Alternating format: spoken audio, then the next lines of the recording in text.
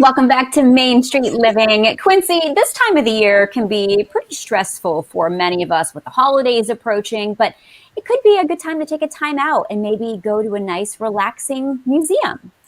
I see what you're trying to do, Cheryl, and maybe I'll go relax, okay? But the Oklahoma City Contemporary Museum, they recently opened this facility. It's beautiful and has already made a name for itself. In fact, we caught up with the architect, Rand Elliott, to learn a little bit more about the building's unique design. Check this out.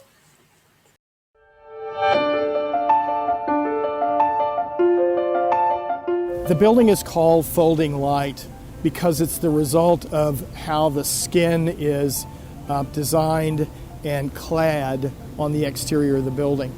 We were looking for a way to make this notion of capturing the light truly real. And the way we did that was to not have a smooth surface that would be mirror-like. We really wanted it to be not a reflective surface, but a surface that would capture and hold the light.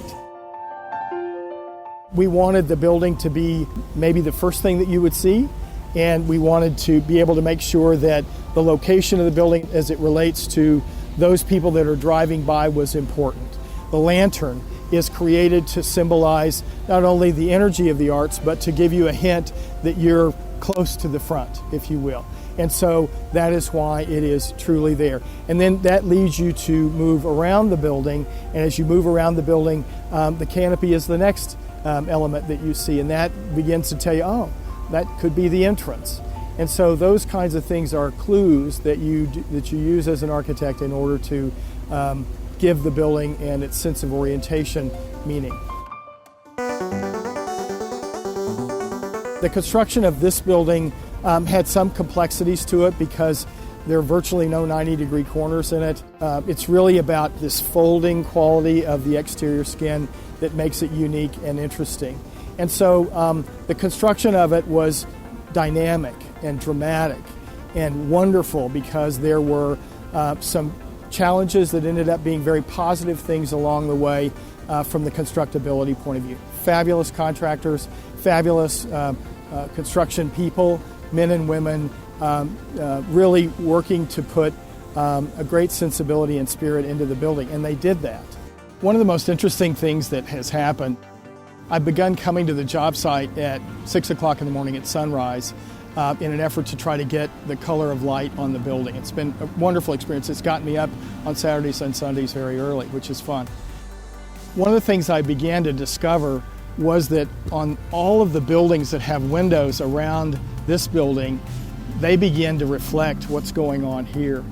And so I'm seeing refractions going on to the north. I'm seeing orange reflections on the buildings to the east when the sun is coming up. It is energizing and affecting everything around it, which I think is such an important part. That's what the arts do. They affect those things around them. They make things generally better. They make you aware of circumstances and that kind of thing. And I sense that and I see that. I hope that the message that comes from people coming to the building or touring the building or seeing an exhibit or something like that is optimism. That life is a great thing and that the arts contribute substantially to how we feel about ourselves, how we feel about our families, how we feel about where we are and the location that we are and that sort of thing. And so that optimism, that's what architecture really is a outward symbol of optimism. And I hope that those that come here are also inspired, that if they come in the morning and they see the building turning orange or pink or whatever the case might be, that they think, wow, that is so cool, that it's doing that. I'm not touching it, it's doing it on its own, and then it goes away. And then something else happens. If you follow the building and move it around, there's something happening to it all the time that you're experiencing, that you are a part of. Many of my friends and colleagues and those from Oklahoma City have commented that why is the building the way the building is? And so I'll give them a brief understanding about what folding light means and its value, and it has caught on. And people refer to it as folding light, which is a very endearing thing to me. One of the most interesting things was that I'm often on the job site while it's under construction. And as I walked around one Saturday morning, there were boxes of parts and things like that all around. And I went around one corner and looked back, and there was a box full of plumbing parts. And the plumber had written folding light on the box. And it's just so powerful because it tells you that he got it. The plumber understood what that was all about. He was given that name.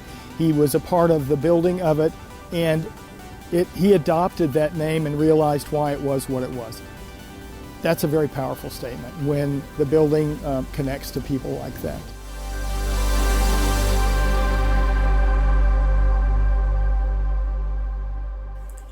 Nice. Hey, Cheryl, I have to say, if I ever visited Oklahoma City, this is a must go to place right here. We need you to do that. Maybe we'll get you a massage there as well. Get all that tension out so you can relax. Baby steps. Baby steps. All right. We'll do that next time.